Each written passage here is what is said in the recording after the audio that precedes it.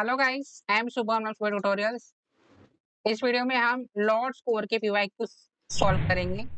तो Lord score क्या है हमने पहले ही डिस्कस किया है। I will attach that video in the I button. पहले उस वीडियो को जाके देखिए, then come to this video to solve the PYQs.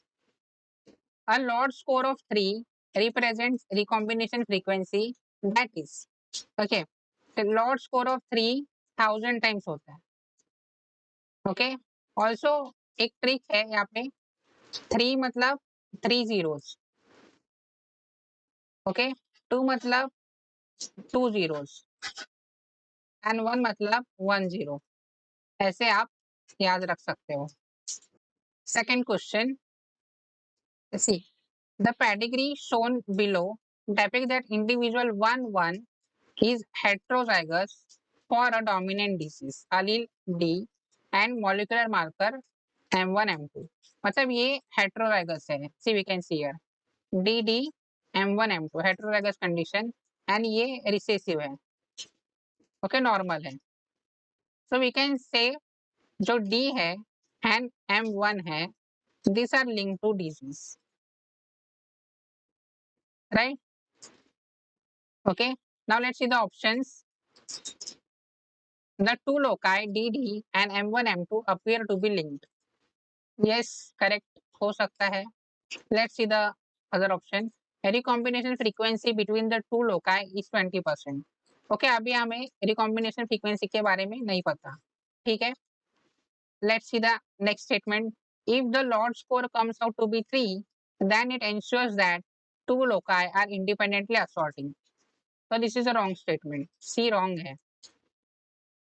अगर 3 लॉर्ड स्कोर है तो लिंक्ड होता है, right, not independent assorting, okay। Then the next statement is Lord score less than 1 would have ensured that two loci are linked. Wrong. उल्टे statements दिए हैं। 3 होता है वो लिंक्ड होता है and less than 1 is unlinked, और we can say independently assorting. तो सी एंड डी रॉन्ग है, तो A and B are correct. Okay, A तो हमें कंफर्म पता है लिंक्ड है genes. The recombination frequency between the two loci is 20। अगर ए करेक्ट है तो बी भी करेक्ट होगा, लेकिन हम रिकॉम्बिनेशन फ्रीक्वेंसी कैसे फाइंड कर सकते हैं? सीयर M1 डिजीज होगा, ये करेक्ट है। यहाँ पे M1 डिजीज नहीं है इन 2, तो ये रिकॉम्बिनेंट होगा, ओके। अगेन M1 डिजीज है, ठीक है। यहाँ पे M2 डिजीज है, M2 ये भी रिकॉम्बिनेंट है, बिकॉज M2 में डिजीज नहीं आती, राइट, लेकिन आई डिजीज तो रिकॉम्बिनेंट है। We want to identify the recombinants basically. ये M1 डिजीज है, करेक्ट। अगेन ये M1 डिजीज नहीं है, so this is again recombinant। तो यहाँ पे 3 जो है वो रिकॉम्बिनेंट है, 3 आउट ऑफ 10 into 100 30 होते हैं, लेकिन यहाँ पे 20 दिया है, राइट। बट ऐसा ऑप्शन ही नहीं है ओनली ए करेक्ट। अगर ए करेक्ट है तो बी भी करेक्ट ही होगा according to the options given. The table given below shows the Lord score values of 3 different pairs of genes studied for assessing if they are linked genes.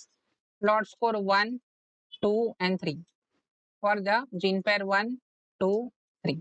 Okay, let's see the options now. इसमें भी हमें correct statements identify करना है। For gene pair 1, the probability of genes being linked is 10 times more likely than assorting. Yes, correct है। As I said, 1 मतलब 1 0 मतलब 10 होगा। For gene pair 2, the Lord score 2 indicate that probability of gene being linked is twice. Twice नहीं होता, so ये wrong statement है।